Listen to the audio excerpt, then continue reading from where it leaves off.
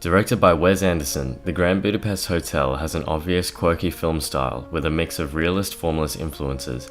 The other creative team members included Robert Yeoman as a cinematographer and Barney as the editor. This film follows the adventures of Gustavage, a concierge at the famous hotel, and Zero Mustafa, the lobby boy, and the quest to recover a priceless, stolen painting and the battle for a significant family fortune. This video essay's purpose is to examine how the evident film style is the result of a creative team working extensively together to interpret and adapt a cinematic style from an earlier period of film history. The historical influences on the Grand Budapest Hotel that will be examined include various films by Ernest Lubitsch such as Die Puppe, and the soundscape in Jacques Tati's Monsieur Hulot's Holiday. These films will be evaluated as historic film style influences regarding the film's direction, cinematography, and editing. In an interview with Yeoman, the numerous film style influences were explored. All of Anderson's films are well researched and planned out, with this particular film having an open visual library for the crew, created by Anderson. A few examples of the visual content that was included in this library can be seen on the screen.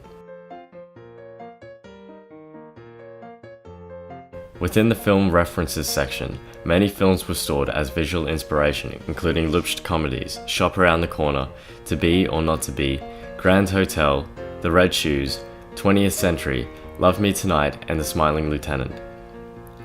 Access to this visual library allowed the team to gain a greater understanding for Anderson's vision and what to expect when filming this film.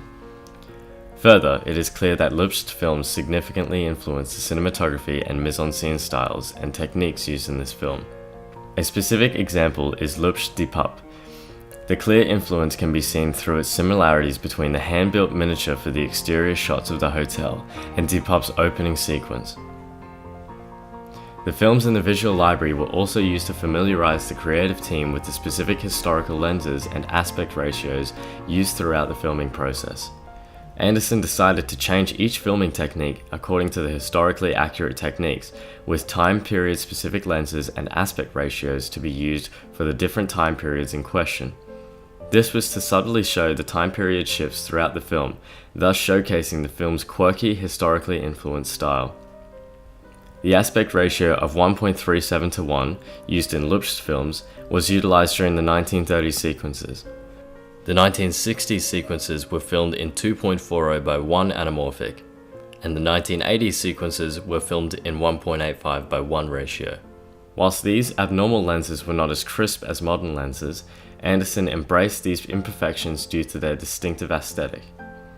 Further, Anderson's decision to use the 1.37 to 1 ratio made the film even more distinctive and noticeably influenced by the formalist style due to it mimicking the ratio from Lubitsch's 1930s and 1940s films.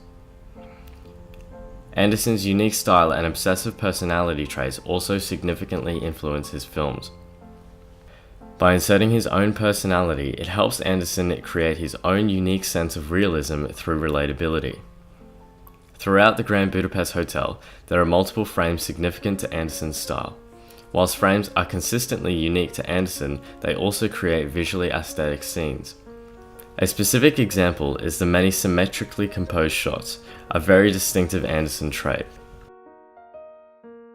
Another film to influence the formalist style of this film is Jacques Tati's Monsieur Hulot's Holiday. Anderson used Tati's film as inspiration for the kind of realm that the film would work in. When observing Tati's film, the sound techniques are almost immediately obvious. This is a key element in enhancing the comedy of Tati's film. Anderson's film is no different. Sounds are utilized to enhance the action whilst also reminding the audience of the film's comedic nature. As you can hear, Tati's film utilizes rather exaggerated sounds to add to the comedic effect.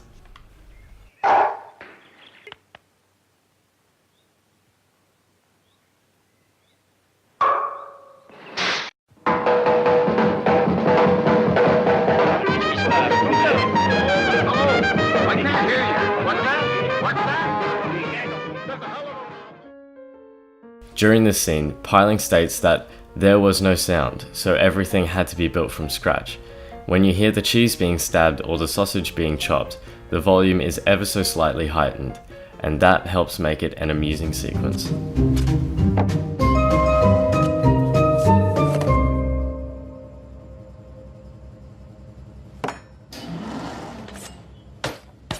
Additionally, Tati's film is a specific example of Anderson's homage to film history. Further, the soundscape in Monsieur Lou's Holiday also allowed for Anderson to take inspiration from Tati's formalist style and implement it into his own film. Due to Anderson's extensive research on historical films and creative practitioners who thrived in the earlier 20th century, the Grand Budapest Hotel was extremely successful. This video essay examined how the evident quirky film style with a mix of realist formalist influences was the result of a creative team working together to interpret and adapt a cinematic style from earlier periods of film history.